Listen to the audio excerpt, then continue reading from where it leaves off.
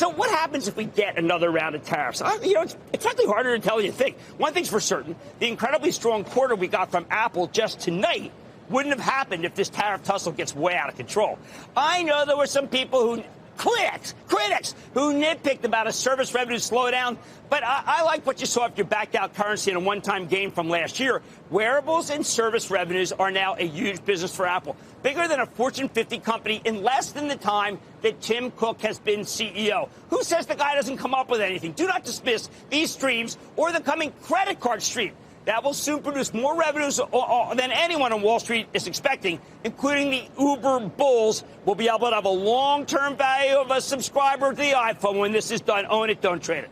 What else could be hurt? Let's see. Lately, we've had a slew of reports that show American companies are frantically cutting back their exposure to Chinese manufacturing. Now, in some cases, it's working. RH, the old Restoration Hardware, it shifted its sourcing for the People's Republic and then blew away the numbers. It faltered nearly $8 today, thanks to the leadership of its redoubtable CEO, Gary Friedman.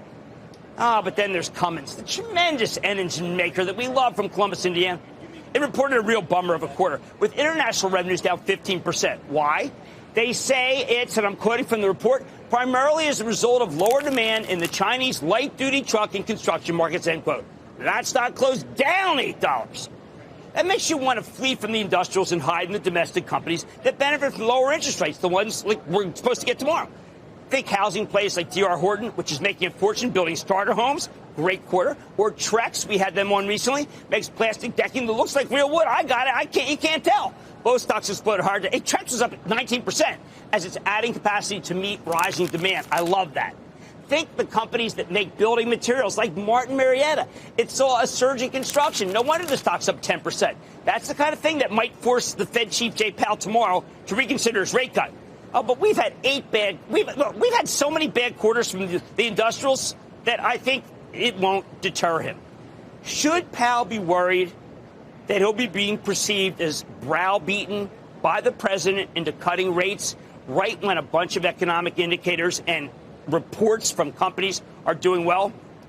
Here's the thing. If I were Jay Powell, I'd be thinking, quote, you know what?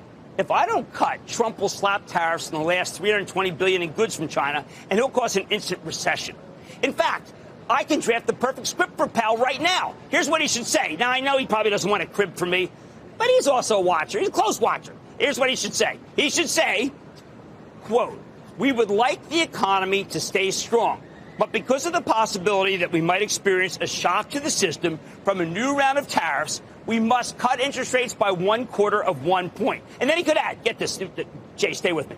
Quote, our surveys indicate that the tariffs, while necessary in part to create a level playing field with the Chinese, are leading to a slowdown in some sectors of the economy, and it's important that the Fed stay vigilant in the face of any weakness. We will be dependent on data to see if we need to continue to reduce rates, including data that might be early sign of a faltering economy because of tariffs, which remain the sole precipitant to any industrial weakness and its carry-on effect to the consumer. End quote. Jay, your job is done. Just say that. Think of it as the perfect way for Powell to ease while still getting in some diplomatic jibes at the president without resorting to any Trump-style funny name calling that you or my mom wouldn't like. But make no mistake, if the trade war with China escalates again, we're going to need these rate cuts. Here's the bottom line.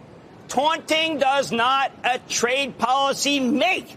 But it sure does sound like we're about to get another round of tariffs. Thank heavens Jay Powell's got our back, because the president's too busy stabbing his own Treasury Secretary in the back to accomplish anything positive. Don't miss a second of Mad Money. Follow @Jim Cramer on Twitter. Have a question? Tweet Cramer. #MadTweets. Send Jim an email to madmoney@cnbc.com or give us a call at 1-800-743-CNBC. Miss something? Head to madmoney.cnbc.com.